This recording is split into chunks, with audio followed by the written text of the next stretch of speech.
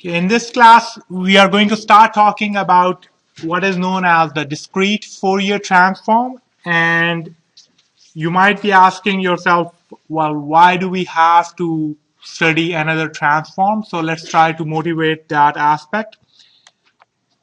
Why another transform, or what does discrete Fourier transform do that the other transforms don't do?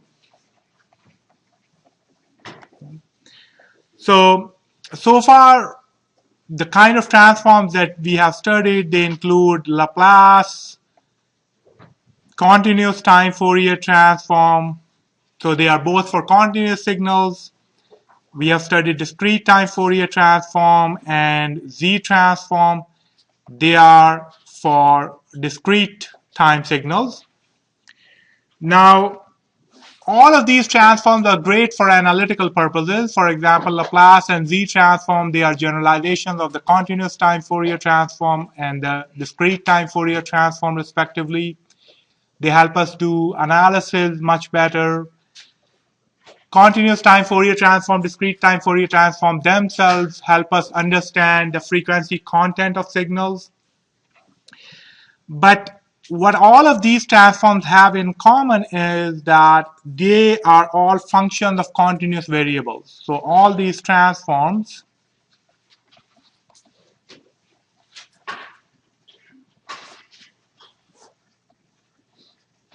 are functions of continuous variables. And this is true regardless of whether your underlying signal is continuous time or discrete time. For example, DTFT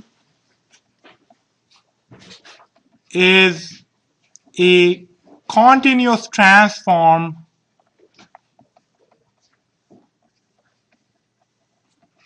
of a discrete time signal.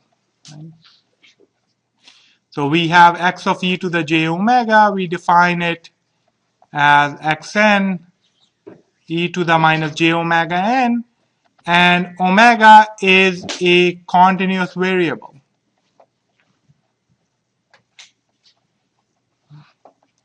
It takes any value between minus infinity and infinity. Similarly, Z transform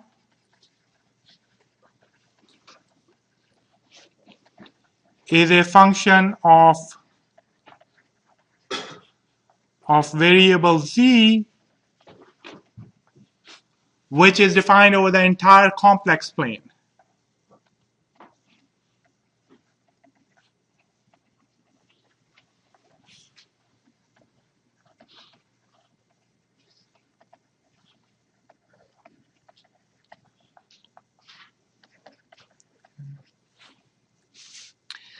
Now, what we want to do is be able to use or come up with a transform that help us do computations or analysis inside digital systems. So, for example, your cell phone, smartphone, a computer, and that's where the discrete Fourier transform comes into play. So discrete Fourier transform, which is abbreviated as DFT, it is different from all the other transforms that we have talked about because it is the transform of a discrete time signal, but it is itself a discrete transform. Okay, so the way to remember is discrete time Fourier transform just means it's transform of a discrete time signal. Discrete Fourier transform is a transform which is itself discrete. So it's a discrete finite length transform of a discrete finite length signal.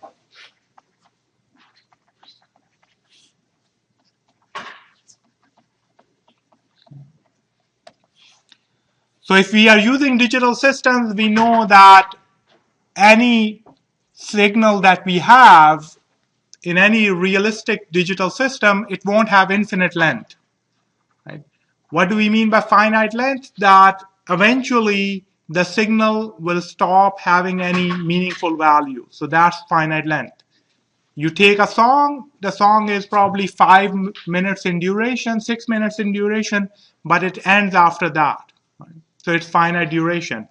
You record a speech, that's finite duration. Any other thing that you store in a digital system will be finite duration.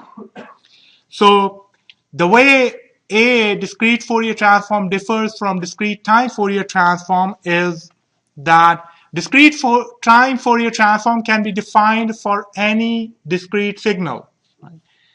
Whereas for discrete Fourier transform, we are stuck with finite length signals. So although there is some technicality about how you may be able to define discrete Fourier transform for infinite length signals, for the purpose of this class, you should just ignore that aspect. Okay. So for the purpose of this class, if I give you, say, xn equals un, okay, a unit step function, it's an infinite duration signal. It's discrete time signal, but it's infinite duration. So for our class, we'll say DFT does not exist. Or we are not going to define DFT for these kinds of signals. We'll only work with finite duration signals, even though DTFT exists for UN. So that is one thing that is different from DTFT. The other thing, of course, that is different is that the transform is discrete and finite length itself. It is not a function of a continuous variable. Okay. So where is the discrete Fourier transform used? It's used in numerous locations. For example, your cell phone. In the modern world, they are based upon what's known as OFDM communications, and discrete Fourier transform is an integral component of that. But right now, if we just want to talk about vaguely, the two most common uses of the DFT are the following.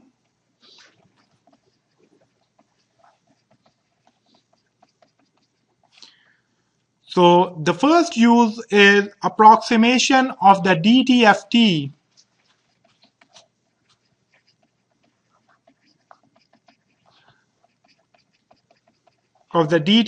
of discrete signals. And this aspect is called spectral analysis.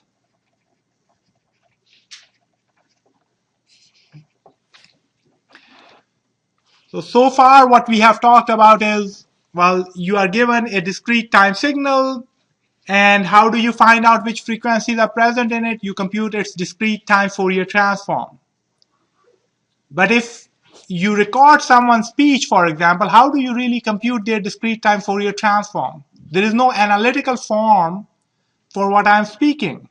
If I don't have an analytical form, you can't really do the summation and be able to compute the discrete time Fourier transform. So what you want to be able to do is somehow still be able to approximate what frequencies exist in my speech or in a song. Okay. DFT is a way to get to the discrete time Fourier transform through some approximation, which we'll learn later. Okay. The second property is that processing of discrete time signals can be carried out through the discrete Fourier transform.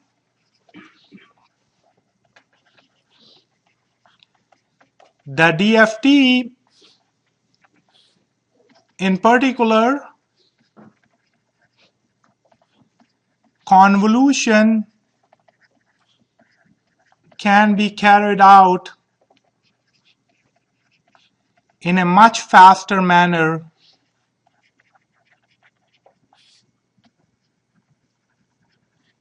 using the DFT. So you can use the DFT for processing of signals, and we'll take a look at it a little bit. You can actually do linear convolution using discrete Fourier transform, and that is effectively what is going on in your cell phone when they do OFDM communications. So that's sort of the motivation of the discrete Fourier transform. Keep that in mind. We'll return to these two applications of discrete Fourier transform later. Let's for a little while become more mathematical in an abstract sense, and let's define the discrete Fourier transform. So for that we need some definition. So first definition we need is definition of length of a signal.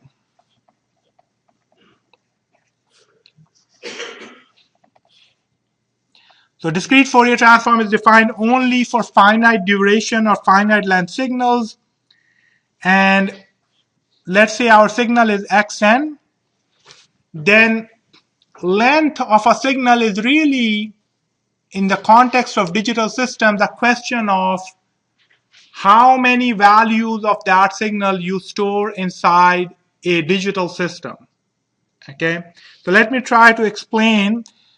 Very rigorously speaking, you could say the length is a range of values of n starting at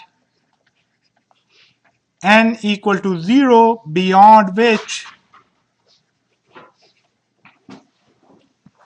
xn is exactly 0.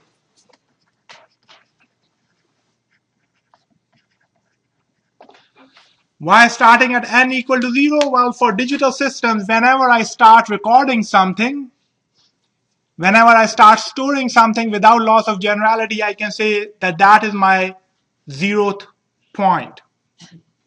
For digital systems, it doesn't really make sense to say I have n equal to minus 10 or minus 100. So that's my starting point. And if a signal becomes 0 after a while, then there is no point of that you keep on storing that signal. So you store it for a finite duration, and that becomes the length of the signal. So an example will be xn equal to delta of n. In that case, technically speaking, we could say the length of xn is simply equal to 1. Even though the signal is defined for all values of n, for the perspective of digital systems, we can say the signal length is 1. Another example is xn equal to un minus un minus 4. So this is a signal which is 1 for n equal to 0, 1, 2, up to 3. The length of a xn in that case is equal to 4. Now if I have xn equal to this version, that I have 0, then I have a couple of zeros, and I have some other values, so 1, 2, 3. Let's say this is minus 1. And then it stays 0. The length of xn in this case will still be defined as 4, because you need to store these 4 numbers, even though some numbers in the middle end up being 0. So these are those straightforward definitions. The tricky question becomes, okay, if I have xn equal to, let's say, delta n minus 3. So 0, 0, 0, and then I have 1 at 3. Well, again, from our perspective, if you really thought that the signal started at n equal to 0, if you started recording it at n equal to 0, we'll still call it that the length of xn equals 4. Now, sometimes what happens is, let's take the example of this first version, xn equal to delta n. So all you need is one number for it to be stored, but sometimes in our analysis, what we will do later on, not right now, what we'll do later on is what's known as zero padding, So even though there is only one number at n equal to 0, sometimes for analysis purposes inside a digital system, we'll actually convert this n equal to length of signal equal to 1 to maybe, let's say, a length 10 sequence or a length 50 sequence. How do we convert that? By basically just adding zeros in our digital system, 1, 2, 3, let's say 4. And in that case, the length of xn will become equal to, in this case, 5. Okay. This process is called zero padding. Now, I want to make sure that you understand the difference between zero padding and definition of a signal. Xn equal to delta n is defined for all values of n. Okay. It is already defined that xn equals to 0 at n equal to 1. It is defined. But how do you store this signal in a digital system? Do you store its one value, or do you store its 5 values, even though the rest of the 4 values are 0, is what defines zero padding. Okay, so zero padding is primarily a digital systems concept. It's not a mathematical concept per se, because the signal is already defined for all values of n. The reason we have been talking about the length of a signal is because DFT is defined for finite duration signals xn of length n. Okay? And the length, the way you consider that signal is really what defines your DFT. To give you an example, from the perspective of DFT, if I say xn equal to delta n, but I only consider it a length of xn equal to 1, versus I define xn equal to delta n and consider length of xn equal to 5, which is this case. Okay. So in a digital system, I store this as just one number. So this is 1 for n equal to 0. And this, I store it as 1 for n equal to 0 and 0 for n equal to 2, 1, 2, 3, 4. From the perspective of DFT, the DFT of the two sequences will be different. Okay. Mathematically, they are exactly the same signal. The discrete time Fourier transform is exactly the same. If I say they're both delta n, the discrete time Fourier transform is the same thing. But from the perspective of discrete Fourier transform, we have to specify what is the length of my signal. And based upon that, I will get a different DFT for the two signals. Okay. They are related to each other, but we'll come to that later. Okay. So this is the first property that you need to be aware of. DFT is defined for finite duration signals. We'll call the length of the signal n. The second property is that it is a discrete sequence. So it's a discrete transform. It's not a transform of continuous variable. So the output of DFT is a discrete sequence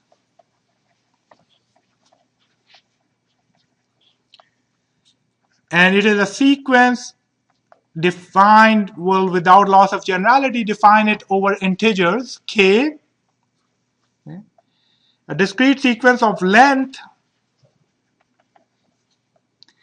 at least as much as n. So we'll have, for example, say x of k, the DFT is defined for k equal to 0, 1, 2, up to maybe n minus 1. Okay.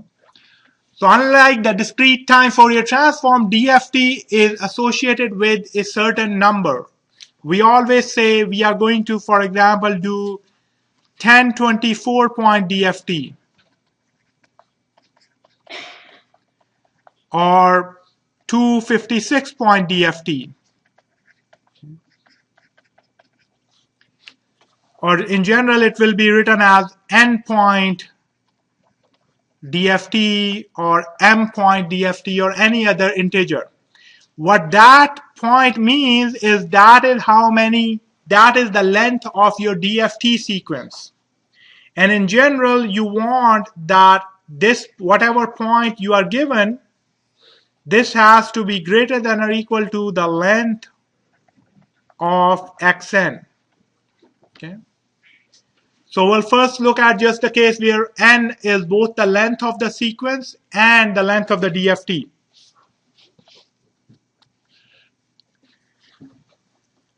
So based upon that, the definition of n point DFT of a length n signal xn, or what we call the analysis equation, because we are going to analyze our signal to get these DFT transform coefficients. The analysis equation or forward transform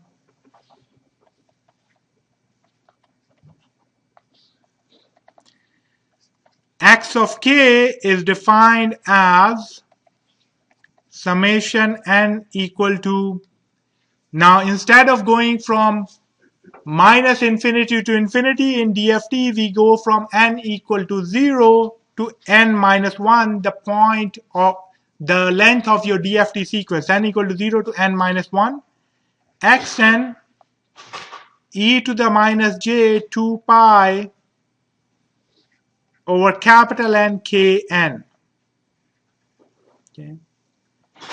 And what we say is that xn and xk make a DFT pair. Now this DFT is defined for k equal to 0, 1 up to n minus 1.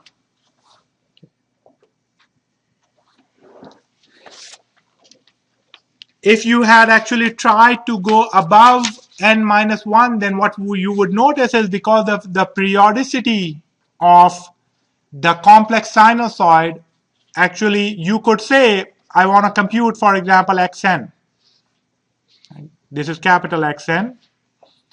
If you plug these things in here, what you will find out is that that is equivalent to x of 0. Okay. In general, x of k plus r capital N equals x of k. So based upon this, you can say that DFT sequence, if we treat it as defined for all k. In general, we only care about DFT for k equal to 0 up to n minus 1. But if we really treated it as a sequence that went from minus infinity to infinity, the DFT sequence ends up being a periodic sequence.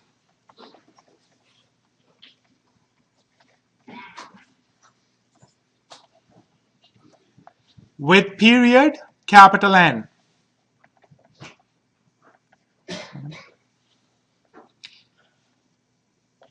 You can verify that just by plugging any multiple of k, replacing k by k plus Rn. Right? What you will get is e to the minus j 2 pi, a multiple of e to the minus j 2 pi, and that won't have any effect. That's just 1. Right?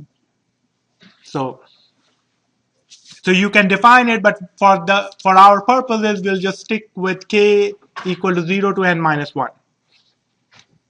Okay. One thing that you often see in DFT analysis is because writing this complex sinusoid becomes too cumbersome, people write e to the minus j 2 pi over n as a shorthand wn. Okay. So if that is the case, then you can define simply x of k. You will sometimes see it written as n equal to 0 to n minus 1, x of n, wn of kn. K from 0, 1 up to n minus 1. Now, what is the inverse DFT? So if you are given the DFT coefficients, these are called sometimes DFT coefficients. If you are given those, you can use the inverse DFT expression. So there is the inverse DFT of x of k, or the synthesis equation.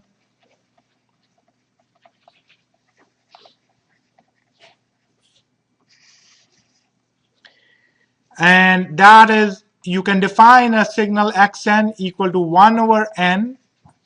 Now, unlike the inverse DTFT, because DTFT was a continuous transform itself, right? So for inverse DTFT, we needed an integration. But DFT is just a discrete transform of a discrete signal. So even in the inverse, we need just a summation. So we go from k equal to 0 to n minus 1, x of k, e to the j 2 pi over n kn. And this is defined from n equal to 0, 1 up to n minus 1. Okay. So together, these two definitions give you the DFT pairs. So let's look at the first example, which is xn equals to delta of n, and treat the length of xn as 1.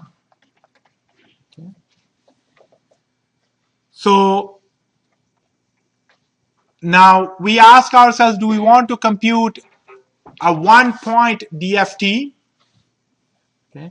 If we compute the 1-point DFT, then x of k will be simply equal to summation n equal to 0 to 0 xn e to the minus j 2 pi k over n times n equal to 1 for k equal to 0. Okay. So this is 1-point DFT of xn.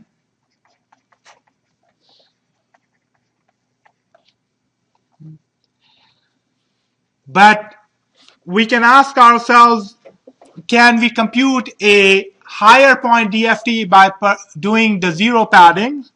So if we zero pad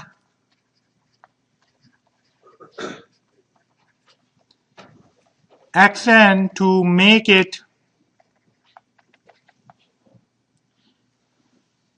a length n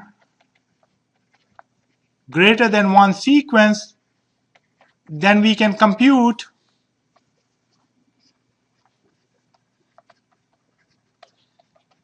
the n-point DFT. So in that case, I'll define x of k equals to summation n from 0 to n minus 1, x of n e to the minus j 2 pi over n kn. Now only xn n equal to 0, it's non-zero, so I get again 1, but now my k is defined from k equal to 0, 1 up to n minus 1. Okay. So for the same signal delta n, what this says is if I compute 1-point DFT, my output is just one number. Defined for k equal to 0, I get 1. So this is xk for 1-point DFT.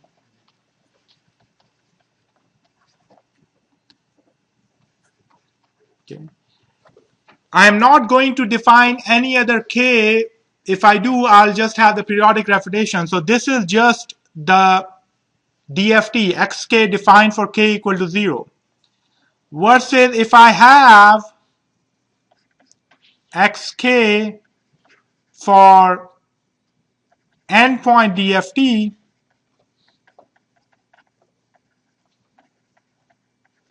in that case I will have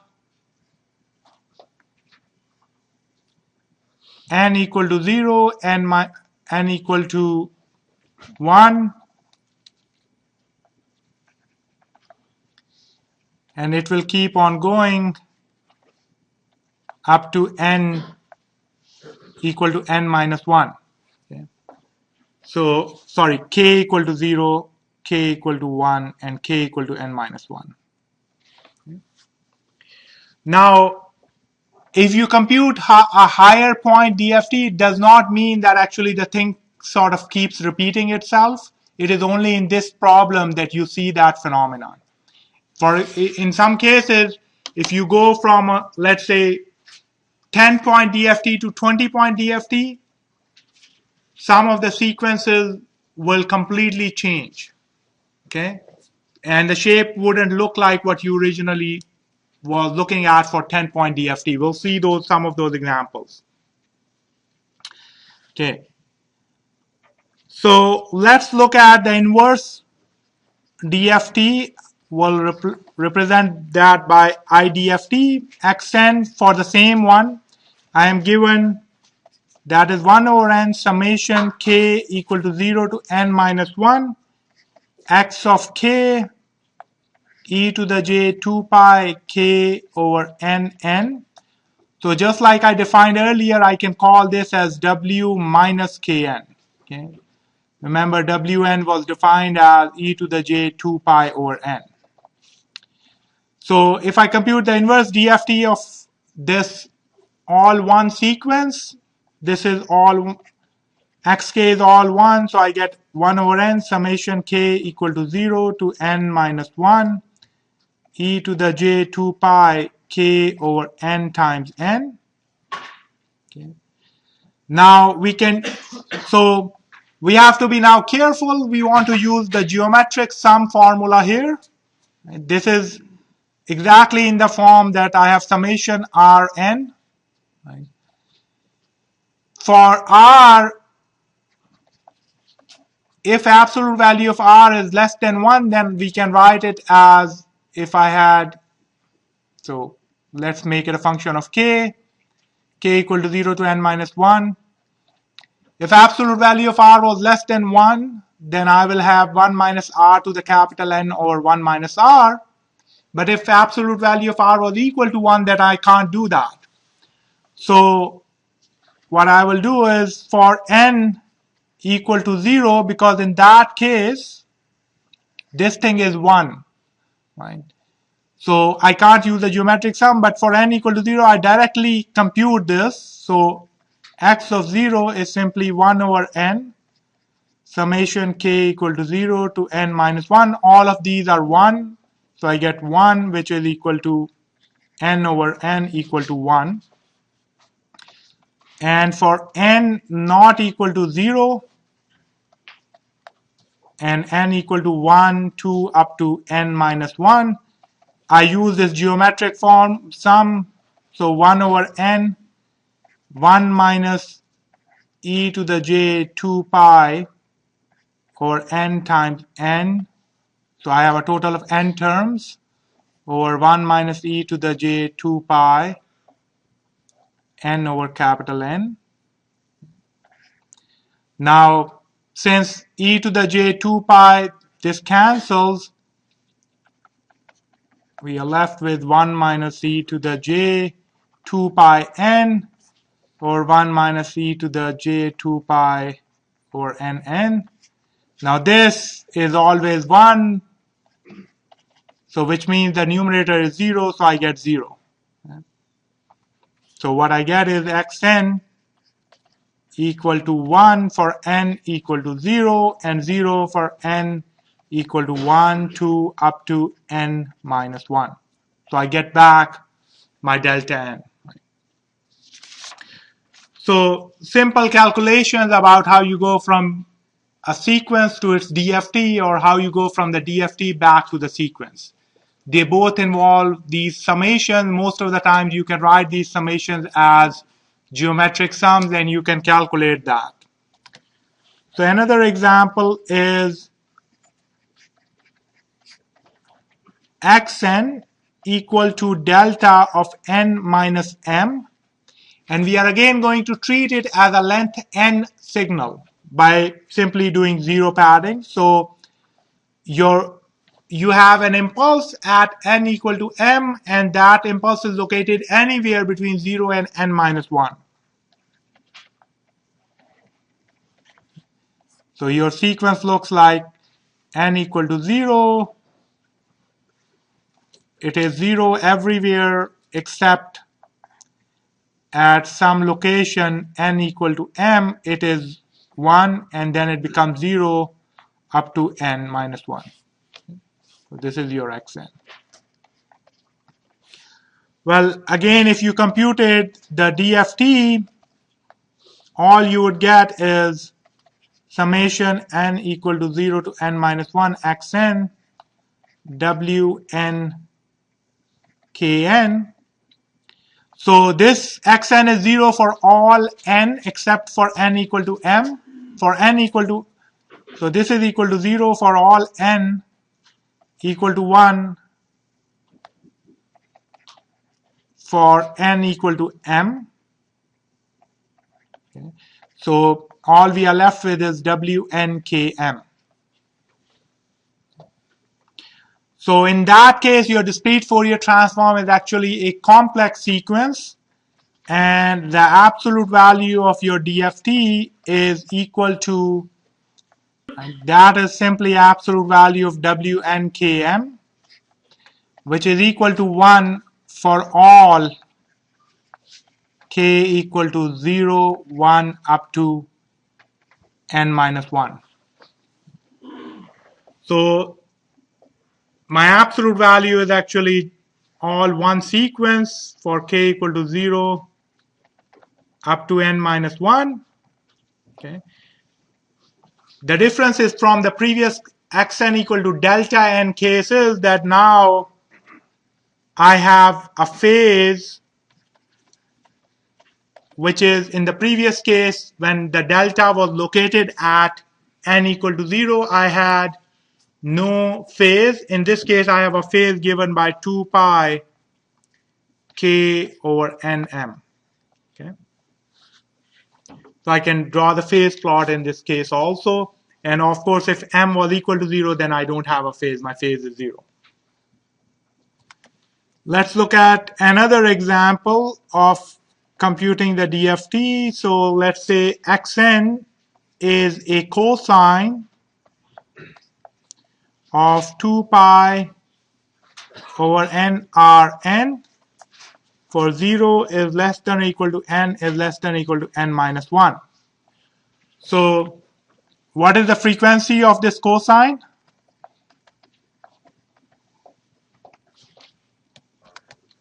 The frequency of this cosine is 2 pi r over capital N. Okay. And since all the frequencies that matter in the discrete world are between minus pi and pi, right?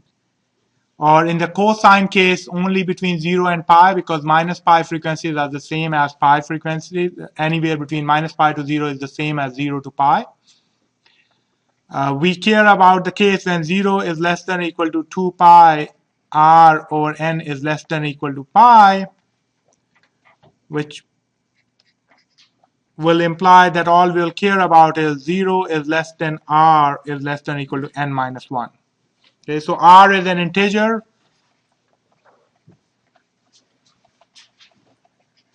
And we'll only care about integers which are between 0 and n minus 1. If r was equal to 0, then all I have is just a constant thing. Okay. And so this is a cosine, but I am now, remember, DFT is only defined for finite duration signals. Okay. So I can't say give me the DFT of a cosine for n, and which goes from n equal to minus infinity to infinity.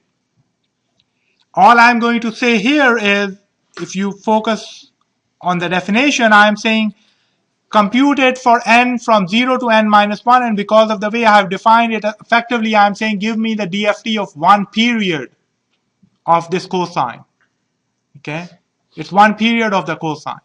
So I have to specify this.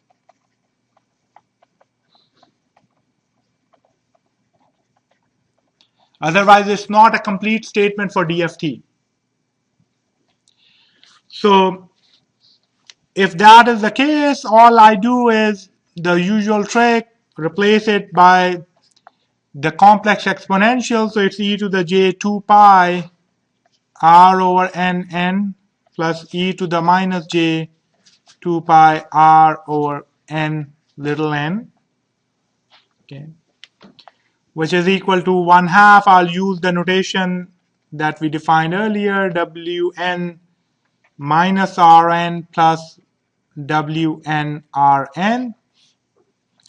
So what is my xk? Xk is simply summation of xn from 0 to n minus 1 wnkn. I plug that in, and what I get is 1/2 summation n equal to 0 to n minus 1 wn minus r minus kn plus summation n equal to 0 to n minus 1 wn r plus kn.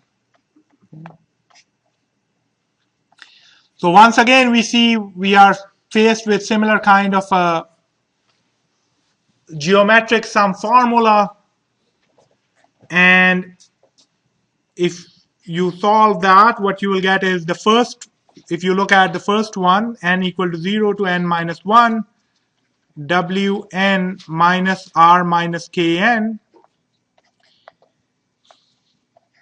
If you do it for, so what you will find is if r equals to k, so if r was equal to k, what will happen? Each of the terms will be equal to 1, because it's wn to the 0th power, so that will be 1, and you will get, there are n terms, so you get n for r equals k. Okay. And if that is not the case, then you can simply use the geometric sum formula to get 0 for k not equal to r. And for the other term, if you go to n equal to 0 to n minus 1 wn r plus kn, so in that case, you will see that if k, now you can't put k equal to minus r, because for DFT, we are defining DFT only from k equal to 0 to n minus 1. Okay? But when is this thing, so you want to apply the geometric sum formula, but for that you need to make sure that each of these terms is absolute value is less than 1. Now if k equal to n minus r, then that is not the case.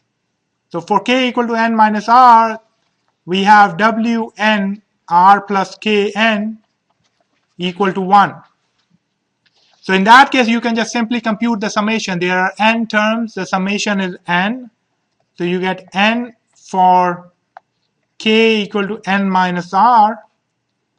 But if that is not the case, you can simply apply the geometric sum formula, and again you will get 0 for k not equal to n minus r. Okay. So if I plug these things in, I get x of k equal to, now what is this thing equal to? I can write this as delta of k minus r, and I can write this as delta of k minus n minus r. Okay. So x of k is going to be equal to 1/2 delta of k minus r plus 1/2 delta of k minus n minus r. Okay.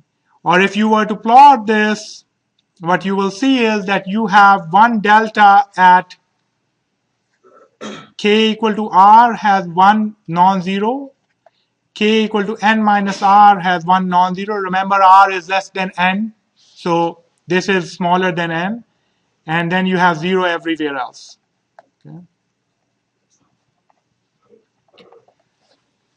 So effectively, you see in this case that somewhat similar to the discrete time Fourier transform, and we will do the relationship between the two later, that if you had a cosine of some frequency, what do you see in the discrete time Fourier transform? You see two direct deltas, right? You see two direct deltas at the frequencies omega naught and minus omega naught. Now in the discrete Fourier transform, there are some differences. You have to have the right frequency. So the frequency has to be some integer multiple. If the frequency is some integer multiple of 2 pi over n, which it was in this case, and you're looking at one period, then in this case also you see actually two impulses, discrete impulses now, not direct deltas. Okay? Discrete impulses at location k equal to r and k equal to n minus r. So the question is, why does the summation equals n for r equals to k? Because when r equals to k, what is this thing? This is 0, so you are taking e to the j0, right?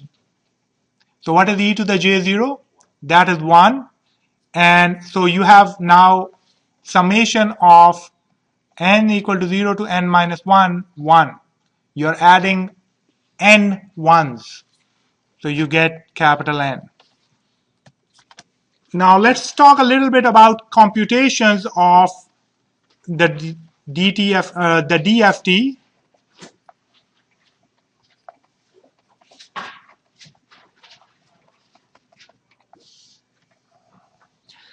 So the way DFT is defined, x of k we say is summation n equal to 0 to n minus 1 xn e to the minus j 2 pi over n kn. If you were to, so this is a finite summation. It is multiplying a number with an exponential and then adding those things up. Right? So this summation has n terms.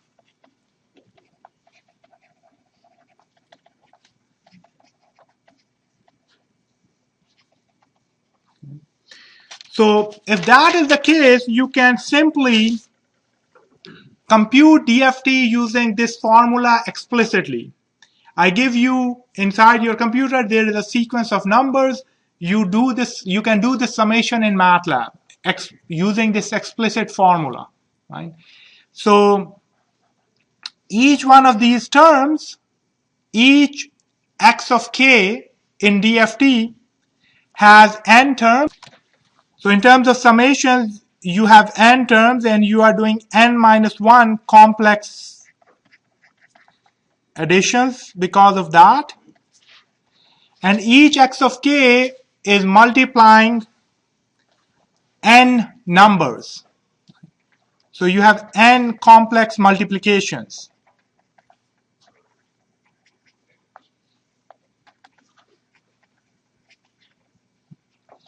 So for entire DFT, so DFT is defined for k equal to 0, 1 up to n minus 1. So there are n coefficients of the DFT. So entire DFT computations take how much time?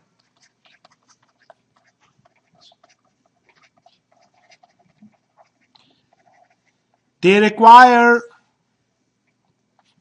in terms of multiplications, they require n squared complex multiplications.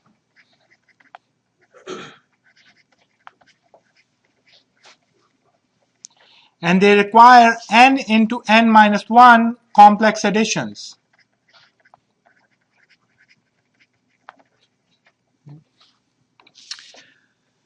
So this is something that is called the computational complexity analysis of DFT if you use just explicit DFT formulas. And what this means is, let's say if we had a sequence of length n, and it takes us, say, 1 day to compute that DFT. And now I increase that sequence by a factor of 10. So the new computations I have to do are like n squared. So if I increase the length of my sequence by a factor of 10, I have to roughly wait 100 times longer to do the same computations. So if my original length of the signal took 1 day, now I have to wait 100 days for the computation. Right? So the square complexity of DFT in general is very bad, and DFT, even though it was known for a long, long time, it wasn't really used because you have to imagine 1950s and 60s when you didn't have these kinds of fancy systems. So you couldn't really use this DFT as itself to do the DFT computations. So what really sort of moved the horizons of signal processing were basically the fact that people were able to come up with faster versions of computing the discrete Fourier transform, algorithmic versions, which had much less complexity. So there is a whole family of algorithms. They are not really transforms. They are called fast Fourier transform. The name is a little misleading because it's not a new transform. Basically, it's an algorithm that computes the DFT much faster than using the explicit formula.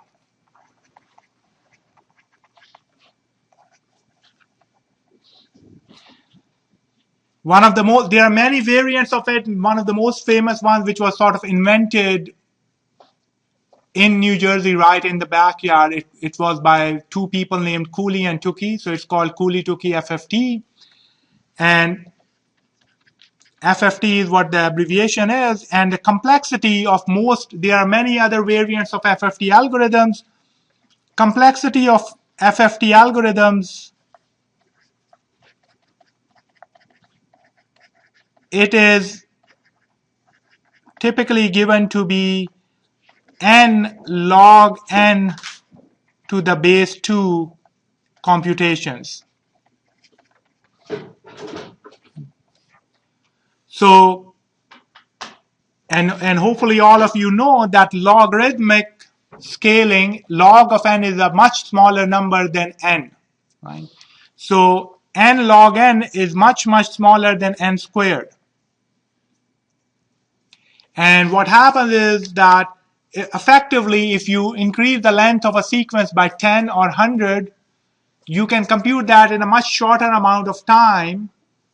Like if you take that example of 1 day, you can compute this if you increase the length of your signal by a factor of 10. Instead of waiting for 100 days, you will have to wait for 40 days. And that's sort of roughly speaking. So you get cut down on, let's say, 2 months of computation time. And this fast nature of FFT really starts to show up when you have big sequences. We won't go into the detail of fast Fourier transform or how they are implemented, but you should never compute DFT using the explicit formula. You should always be using some variant of the FFT. And if you go and use MATLAB basically have functions FFT, which is effectively saying compute DFT using a faster version of the algorithm. And for inverse DFT, it has what's called IFFT. Okay. So far we have defined discrete Fourier transform in terms of these forward and inverse mathematical relationships. What we really care about is how does DFT help us do two of the tasks that we talked about earlier. The first task being how does it help us learn about the discrete time Fourier transform of a signal, and the second task being how does it help us do computations of digital signals rather than using, for example, convolution formulas. So we'll start talking about the first version. We'll now try to understand it intuitively. What does DFT tell us? So the question we want to address is the following. What does the DFT tell us in relation to the DTFT? Okay. How are the two related? Can we use DFT to learn something about the DTFT of the signal? Because in reality, we can never compute DTFT of real world signals. They don't have analytical forms that we can just write down a formula for them. Okay. So to do that, we'll look at the definition of DFT and DTFT once again.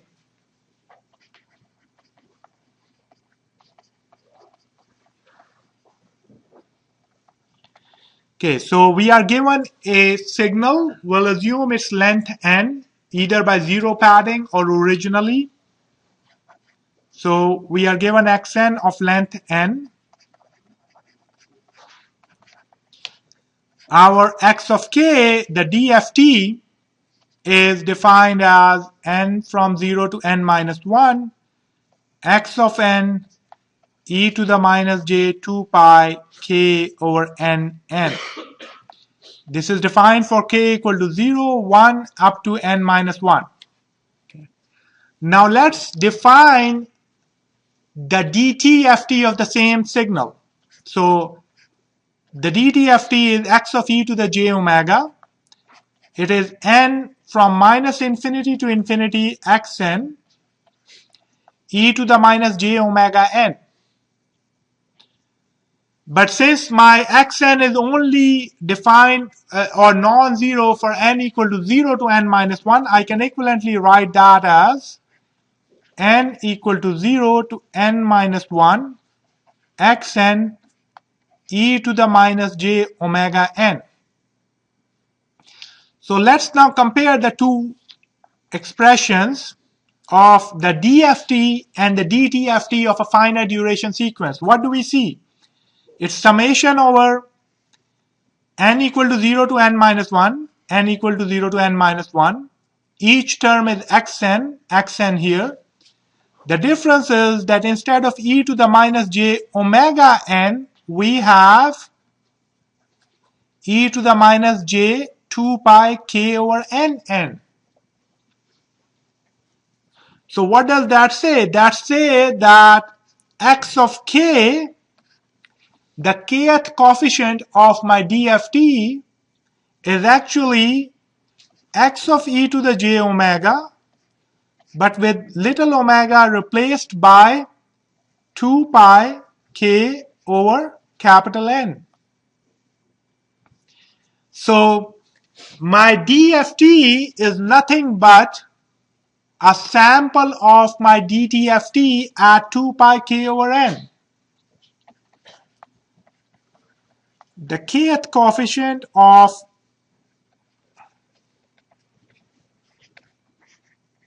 the endpoint DFT is a sample of the DTFT at little omega equal to 2 pi over nk. Okay. Now our k goes from 0 to n minus 1. So when k equal to 0, this implies we are measuring which frequency of the DTFT? This means that we are sampling at little omega equal to 0, 2 pi 0 over n. When k equal to 1, we are sampling at little omega equal to 2 pi over capital N. So we are sampling at intervals of 2 pi over n. The DTFT is being sampled at intervals of 2 pi over n. Now, what about k equal to n minus 1? We are sampling at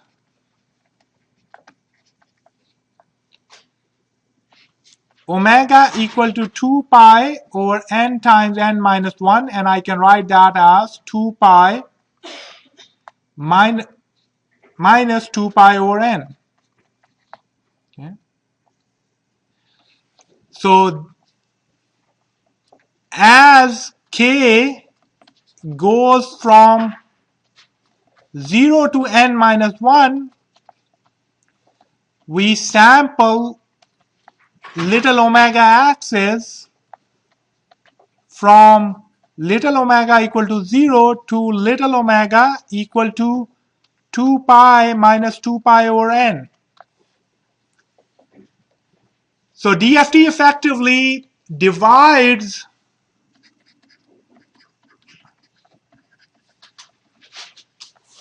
the little omega axis between 0 and 2 pi into n bins. Okay. It divides the little omega axis for omega between 0 and 2 pi.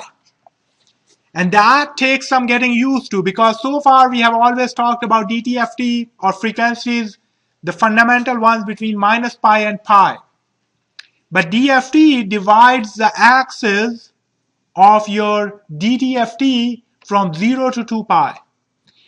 And it divides this x-axis into intervals of length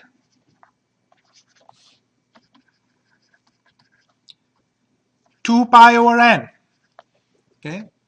It's similar to the sampling operation at some level, but now instead of sampling, DFT is like sampling the frequencies in the frequency domain every 2 pi over n radians.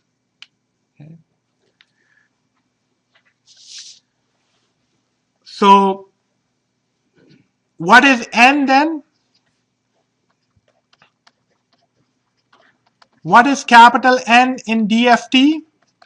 What does that control? Well, we just looked at DFT divides this 0 to 2 pi axis into n bins, and the width of each bin is 2 pi over n. So the larger your n is, at some level you should think of your n analogous to your sampling rate, frequency at which you are sampling. So higher n is, the more denser you are sampling the frequency axis, because 2 pi over n, as n increases, this implies 2 pi over n goes down. So n in DFT tells us how denser we are sampling